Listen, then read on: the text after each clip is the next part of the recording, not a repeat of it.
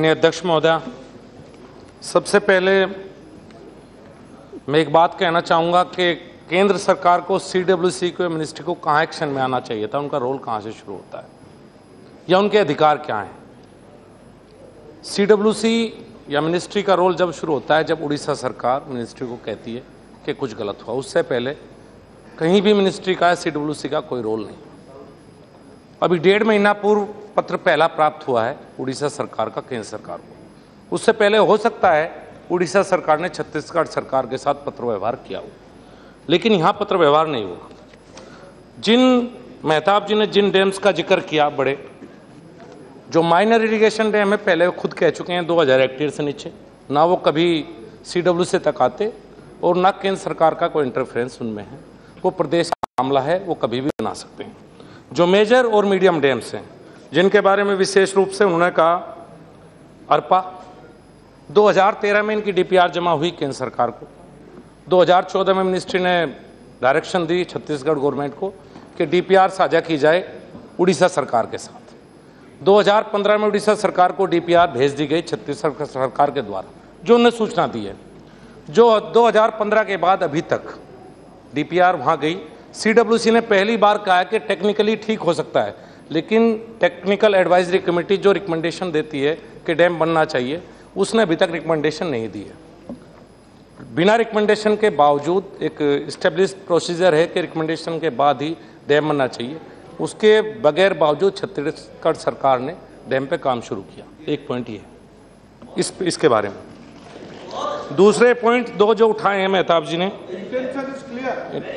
तेंदुला, एक मिनट, पेरी, 1 minute please 1 minute Mehtab ji, एक मिनट। प्लीज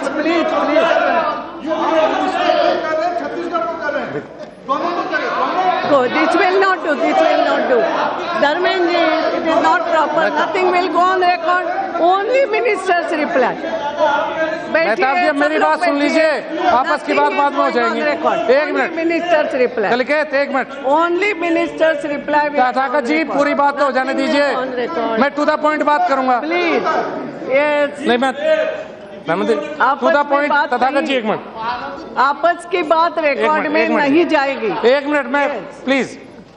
2 डैम्स की और बात आई थी, एक पेरी महानंदी, जिसके बारे में जिसकी डीपीआर छत्तीसगढ़ सरकार द्वारा 4/2/2016 को भेज दी गई है उड़ीसा गवर्नमेंट को। उसकी कोई अप्रूवल नहीं, आपको डीपीआर भेज दी गई है। उसके अलावा एक प्रोजेक्ट और है तेंदुला, जिसकी डीपीआर 2/9/2015 को उड़ीसा सरकार को छत्तीसगढ़ सरकार द्वारा भेज दी गई। एक केली प्रोजेक्ट का जिक्र आया। 2006 में केली प्रोजेक्ट की डीपीआर छत्तीसगढ़ सरकार द्वारा उड़ीसा सरकार को दी गई। 2009 में उसकी अप्रूवल हुई, 2009 में।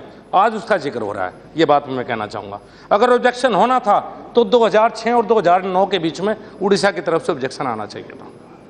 कुछ पॉइंट्स हैं इसमें, तो इनमें काम शुरू नहीं हुआ अभी तक, ये प्रोसेस में है सब के सब। सिर्फ एक प्रोजेक्ट पे काम शुरू हुआ है जो मैं आपको जानकारी दे चुका हूँ। इसके बाद हमारा काम क्या है, 1.5 महीना पहले उड़ीसा सरकार से सूचना प्राप्त हुई।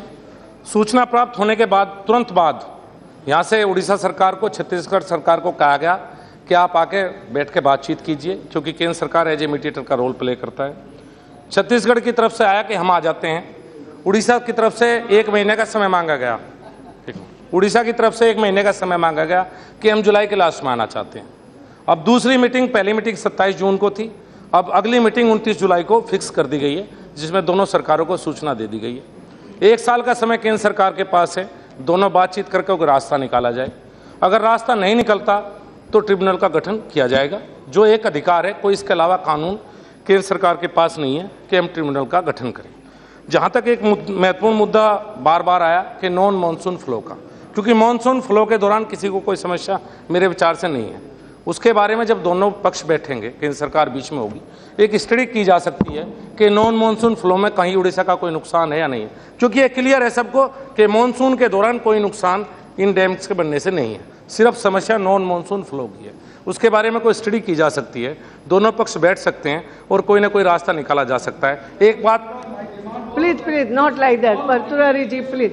आपने बहुत विस्तृत सब देखिए बोला है। Now Mehtab ji, this will आपका not सवाल do. ठीक है, इस लेकिन प्रकार- 2000 हेक्टेयर से नीचे वाले कोई भी माइनर प्रोजेक्ट सिंगल होकर बड़े हो सकते हैं, लेकिन 2000 हेक्टेयर से नीचे कोई भी माइनर प्रोजेक्ट एक ही रिवर पे हो सकते हैं, लेकिन 2000 नीचे से माइनर प्रोजेक्ट हमारे पास नहीं आता, और आपको भी सूचना देने का कोई प्रावधान नहीं है। 2000 ऊपर से आपको सूचना देने का प्रावधान भी है और CWC का भी प्रावधान है। लेकिन मैं एक बात कहना चाहूँगा, 1983 से जॉइंट कंट्रोल नहीं बना, ये सबसे बड़ी समस्या है। अगर वो बना होता जॉइंट कंट्रोल ग्रुप एक दोनों सरकार के बीच में, तो ये समस्या ना आती। तो ये जरूर निवेदन रहेगा केंद्र सरकार के बीच में कि जो नहीं हो पाया कम से कम अब बन जाए, जिससे आगे लगातार ये समस्याएं हैं जो आगे ना पैदा हों। अभिषेक ने एक बात और कही लगातार कि आने वाले समय में डिस्प्यूट और बढ़ेंगे, क्या कोई ऐसी अथॉरिटी हो या ना हो। हाँ, ये सदन का काम है, इस बारे में विचार होना चाहिए, क्योंकि लगातार ये समस्याएं बढ़ेंगी। Yes, please, no, not like this. Yes, Minister, you can complete. Nothing will go on देखिए record. मेहताब जी, मैं वो कमिटमेंट कर सकता हूं जो मेरे अधिकार क्षेत्र में है या जो कानून केंद्र सरकार को दी गई है। Yes, नहीं, फायदा ये है चर्चा का कि आपने बात उठाई, आपको चर्चा का। आप ये बताइए, जब पिछले महीने बुलाया गया तो 1 महीने का समय क्यों लिया गया? मिस्टर मिनिस्टर, 1 महीने का समय उड़ीसा सरकार ने लिया। केंद्र ने आपके लेटर आते तुरंत बुलाया गया था केंद्र द्वारा। अब आप आज मंत्री जी, आप चेयर को अब 3 दिन की बात है, 3 दिन बाद आपकी मीटिंग है, आप 29 तारीख को ये बात उठा सकते हैं, बजाय आज एश्योरेंस लेने के जो मेरे अधिकार क्षेत्र में नहीं है। ओके, आप 29 को अपनी ज्वाइंट मीटिंग में ये बात रख सकते हैं और सहमत हुआ जा सकता है इस बात पे। यस मिस्टर मैडम बोलिए। माननीय अध्यक्ष महोदया, जो उत्तर दिया है माननीय राज्य मंत्री महोदय ने वो अपने आप में परिपूर्ण है। मैं सिर्फ एक ही बात कहने के लिए खड़ी हुई हूँ। एक रिवर इंटरलिंकिंग की बैठक चल रही थी, इसलिए मैं लेट हो रही थी, तो माननीय राज्य मंत्री महोदय ने बहुत सुंदर ढंग से सारी बातों का उत्तर दिया है। 2 युवा सांसदों ने एक बात कही है कि कल के दिन पानी लड़ाई का कारण बन सकता है भविष्य में। मैं ये कहना चाहती हूँ कि क्यों ना हम एक ऐसी भावना की रचना करें कि पानी लड़ाई का कारण न बने, बल्कि पानी प्यार का कारण बने आपस में।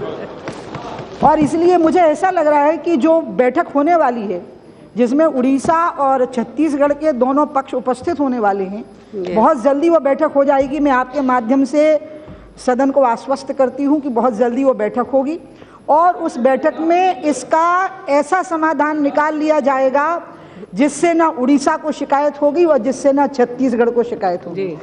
क्योंकि हमारे प्रधानमंत्री जी ने हमें ये निर्देश दिया है कि सबका साथ और सबका विकास।